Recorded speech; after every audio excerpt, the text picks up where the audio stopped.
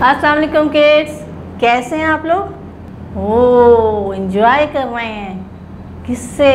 Rainy season से। Yes, बहुत beautiful season है।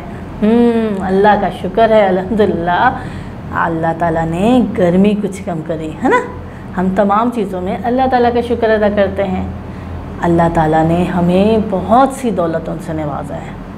उस दौलत में खाने पीने की चीज़ें भी आती हैं, पहनने के कपड़े भी आते हैं, और हमारे पैसे, मनी, अल्लाह ताला ने जो हमें नवाजा है, अल्लाह का लाख लाख शुक्र है।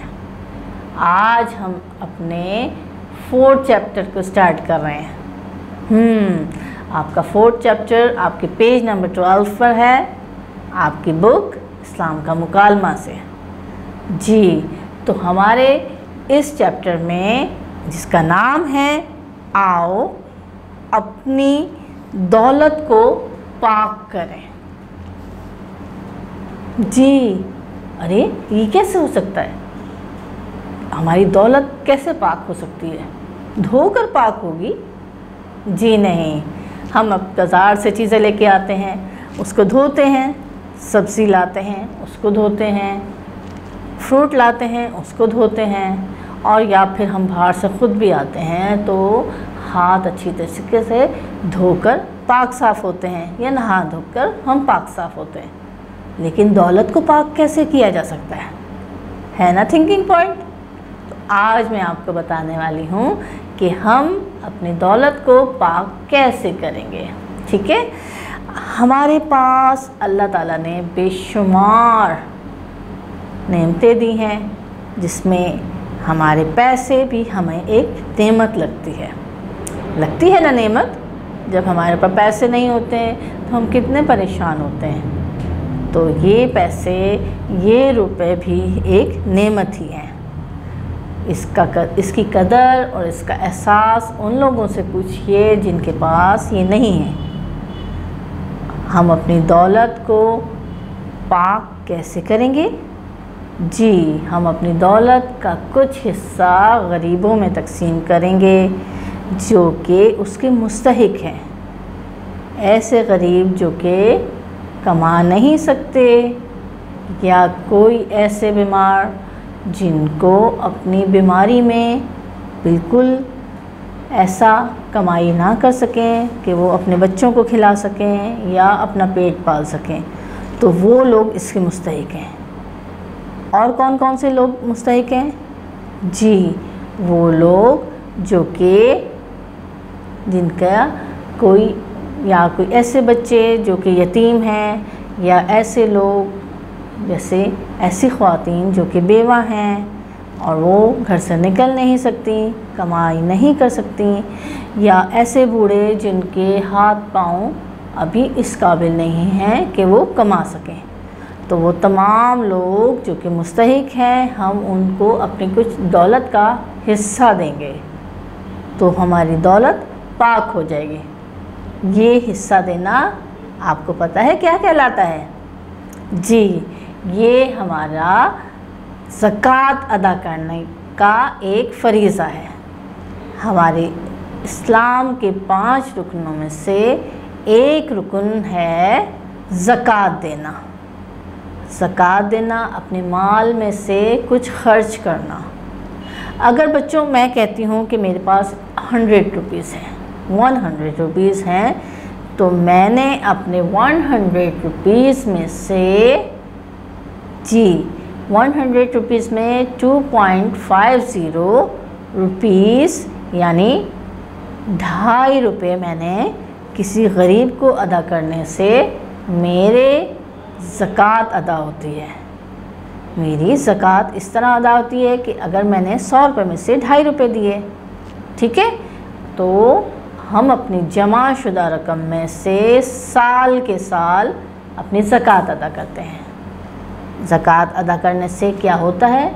ज़कात अदा करने से हमारे दौलत तो पाक हो जाती है, और इसके साथ साथ उन गरीबों का मसला भी हल हो जा सकता है जो कि मुस्तहिक हैं। ठीक है, तो आपने क्या करना है? आपने जो भी आपके पास जमा पैसे हैं उनका हिसाब करके साल में एक दफ़ा ज़कात ज़रूर अदा करवानी है। आप छोटे हैं लेकिन आपको इसकी नॉलेज होनी चाहिए कि ज़कात किससे कहते हैं। इस ज़कात से हम किसी को ऐसा कर सकते हैं कि किसी का घर में कोई चीज़ लगवा दें, कहीं मस्जिद में हम कोई मस्जिद का पंखा लगवा दें, या फिर मस्जिद में कोई नल लगवा दें, या फिर मुसाफिर खाना जहाँ पर लोग ठहरते हैं वहाँ पर खाना प्रोवाइड कर दिया जाए उन पैसों से। या फिर हम ऐसा भी कर सकते हैं, कोई हमारे रिश्तेदार जो कि ज़रूरतमंद हैं, हम उनको किसी भी तरीके से उनकी हेल्प कर दें। ज़कात से हम बाज़ औक़ात मुस्तहिक़ लोगों में जहेज़ तक़सीम करना, उनकी शादी करवाना, या फिर उनके काम आना किसी तरीके से, या ऐसे लावारिस लोग जो कि मर जाते हैं तो उनके कफ़न दफन का इंतज़ाम करना भी किया जा सकता है। इस मकसद के लिए हमारे मुल्क पाकिस्तान में मुख्तलिफ़ ट्रस्ट हैं जो कि ये ज़कात की रकम कलेक्ट करती हैं। उन्होंने अपने बैंक अकाउंट्स भी बनाए हुए हैं और उन बैंक अकाउंट्स के ज़रिए वो ज़कात रिसीव करते हैं ताकि अस्पतालों में और मुख्तलिफ़ जगहों पर उन लोगों को फैसिलिटीज़ प्रोवाइड करें। ठीक है बच्चों, हमारे इस्लाम का बेसिक रुकन जो कि हमारी दौलत से ताल्लुक़ रखता है वो है ज़कात। बाकी रुकन तो हमारे से ख़ुद से ताल्लुक़ रखते हैं, यानी हमने कलमा पढ़ना है, हमने नमाज़ पढ़नी है, हमने रोज़ा रखना है और हज करना है। लेकिन ये ज़कात का रुकन जो है वो हमारी दौलत से ताल्लुक़ रखता है। ठीक है ना। तो हमें इस बात पे अल्लाह का शुक्र अदा करना चाहिए कि अल्लाह ने हमें इतने सारे पैसे दिए हैं कि हम किसी की हेल्प कर सकते हैं। और आपको तो पता ही है ना, sharing is the good thing. ठीक है, तो हमने अपने पैसों को साफ़ पाक और अपनी बुनियादी ज़रूरत को पूरा करने के बाद हमने ज़कात के ज़रिए उनको अदा करना है। ठीक है ना।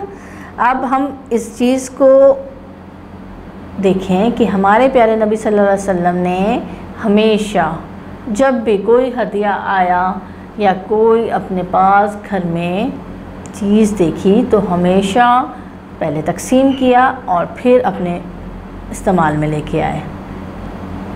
ज़रूरतमंद को जब हम कोई चीज़ देते हैं तो प्यारे नबी सल्लल्लाहु अलैहि वसल्लम ने फरमाया कि एक फ़रिश्ता ऐसा है कि वो उस बंदे के लिए जिसने ज़कात निकाली या ज़रूरतमंद को कोई चीज़ दी तो उसके लिए साल भर तक दुआ करता रहता है ना। कितनी अजीब बात कि हम सिर्फ पैसे ही खर्च कर रहे हैं, लेकिन एक फ़रिश्ता ऐसा फिर हमारे खर्च करने पर हमारे लिए साल भर तक चैन की, सुकून की, दौलत की और अच्छी किस्मत की दुआ करता रहता है। तो अब हमने क्या करना है, हमने अपने पैसे के ज़रिए लोगों की खिदमत करनी है। ठीक है। तो चिल्ड्रन, आज हमने ज़कात के बारे में कुछ पढ़ा। इस चैप्टर की रीडिंग इंशाल्लाह अगली क्लास में करेंगे।